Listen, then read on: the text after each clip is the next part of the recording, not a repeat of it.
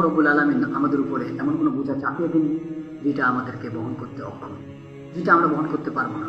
আল্লাহ রব্বুল আলামিন আমাদেরকে এমন কোনো পরীক্ষা দেননি যেটা আমরা বহন করতে অক্ষম, যেটা আমরা বহন করতে পারবো না, যেটা আমরা উত্তীর্ণ হতে পারবো না। আল্লাহ সাধ্যের অতিরিক্ত বান্দার উপরে কোনো জিনিসই চাপিয়ে দেন না। এটা আল্লাহ রব্বুল আলামিন বলছেন সূরা বাকারার মতো। আল্লাহ রব্বুল আলামিন বলছেন লা ইউকাল্লিফুল্লাহু নাফসান ইল্লা উসআহা লাহা মা কাসাবাত ওয়া লাহা মা ইকতাসাবাত। আল্লাহ রব্বুল আলামিন বলছেন, আমি বান্দার সাধ্যের অতিরিক্ত বোঝা চাপিয়ে দিই না যেটা সে বহন করতে অক্ষম। তা আল্লাহ রব্বুল আলামিন আমাদেরকে এমন কোনো দুঃখ দেননি, এমন কোনো কষ্ট দেননি, এমন কোনো যন্ত্রণাও দেননি যেটা আমরা বহন করতে পারবো না।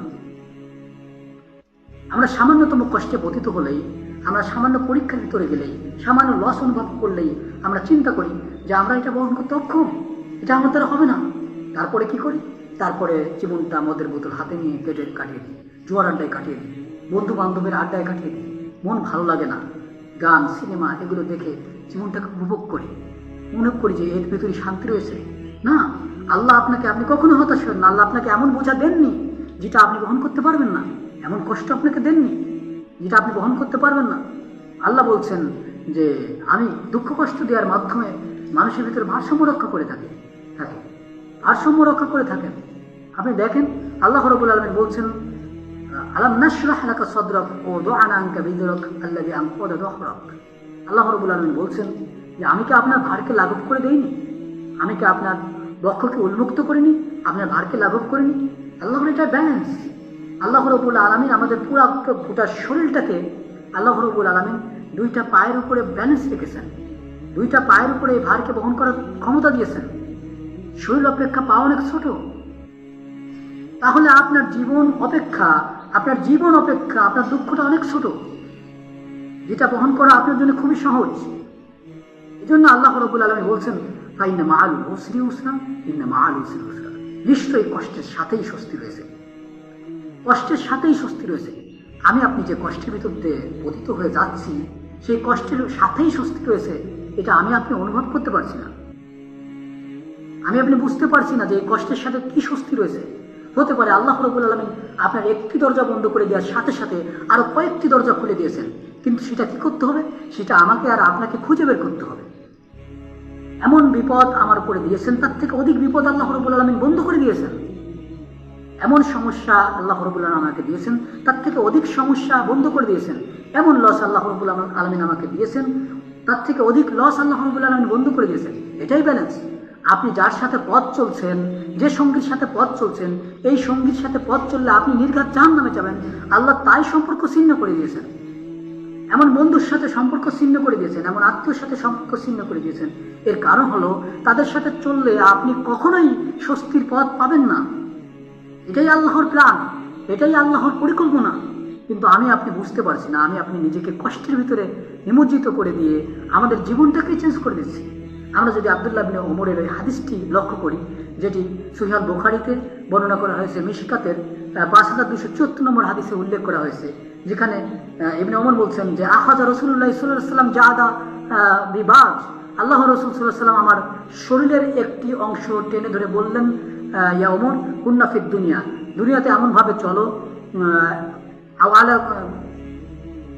কুন্না ফিদ দুনিয়া কান্নাকা গরিবান, গরিবের মতো চলো, গরিব মানুষের মতো চলো।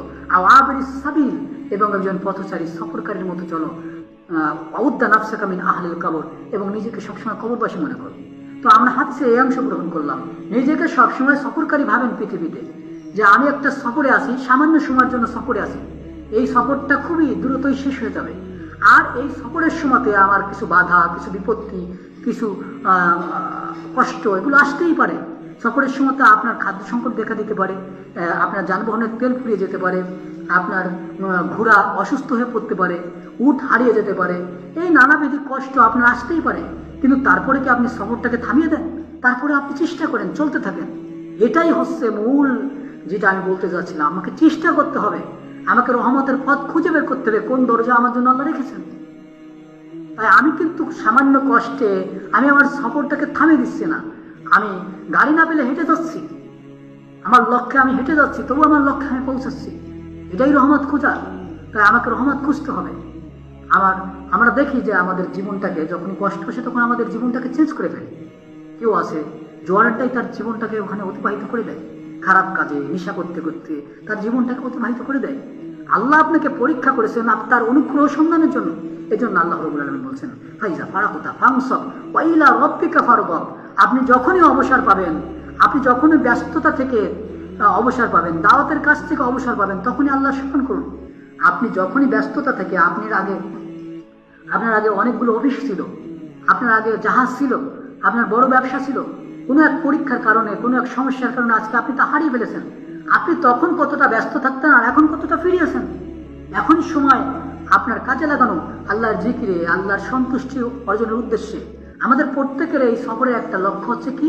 লক্ষ্য হচ্ছে আল্লাহর দিদার। এই সফরের শেষ প্রান্তি আল্লাহর দিদার, এটা হচ্ছে আমাদের লক্ষ্য। এই রহমত থেকে আমাদের কখনোই বঞ্চিত হওয়া যাবে না, এটাই আমাদের লক্ষ্য হতে হবে। এজন্য আল্লাহ রাব্বুল আলামিন বলছেন, আল্লাহ রাব্বুল আলামিন বলছেন, ওয়ালা নাবলুওয়ান্নাকুম বিশাইইম মিনাল খাউফি ওয়াল জু'i ওয়া নাকসিম মিনাল আমওয়ালি ওয়াল আনফুসি ওয়াস সামারাত ওয়া বাশশিরিস সাবিরিন। আমি বান্দাদেরকে পরীক্ষা করে থাকি তার খাদ্যের মাধ্যমে, খাদ্য সংকটের মাধ্যমে, ভয় দিয়ে, ভীতি দিয়ে, এইভাবে আমি পরীক্ষা করে থাকি। এমনকি জানমালকে পরীক্ষা করে থাকি, জানের ক্ষতি দ্বারা পরীক্ষা করে থাকি। একজনের 5টা ছেলে আছে, মারা গেছে, 5টা ছেলে মারা গেছে, এর মাধ্যমে আল্লাহ পরীক্ষা করেছেন। একজনের পিতা মারা গেছে, একজনের মাতা মারা গেছে, একজনের সন্তান মারা গেছে, কেউ জিহাদে তার প্রাণ হারিয়েছে। এই সমস্ত কিছু দিয়ে আল্লাহ কি করেন? আল্লাহ সবকিছু দিয়ে পরীক্ষা করেন। তাই আল্লাহ রাব্বুল আলামিন বলছেন যে যখন তাদের মাঝে ফিতনা ফাসাদ চলে আসে, যখন তাদের মাঝে এই বালা মুসিবত চলে আসে, তখন তারা কি করে? আল্লাহ রাব্বুল আলামিন বলছেন, আল্লাযীনা ইযা আসাবাতহুম মুসিবা, যখনই তাদের উপরে মুসিবা এসে পৌঁছায়, বিপদ এসে পৌঁছায়, তখন তারা বলে, ক্বালু ইন্না লিল্লাহি ওয়া ইন্না ইলাইহি রাজিউন, আমরা আল্লাহর জন্যই আর তার দিকে প্রবর্তিত হব। এই কথা তারা বলে। এরাই হলো মুমিন। এদের মূল লক্ষ্য হচ্ছে আল্লাহর দিদার। এদের মূল লক্ষ্য কোথায়? এদের মূল লক্ষ্য হচ্ছে আল্লাহর দিদার। এজন্য আল্লাহ রাব্বুল আলামিন বলছেন, উলাইকা আলাইহিম সালাওয়াতুম মির রাব্বিহিম ওয়া রাহমা। আর এদের উপরে আল্লাহর শান্তি, এদের উপরে আল্লাহর করুণা, এদের প্রতি আল্লাহর দয়া। উলাইকা হুমুল মুহতাদুন।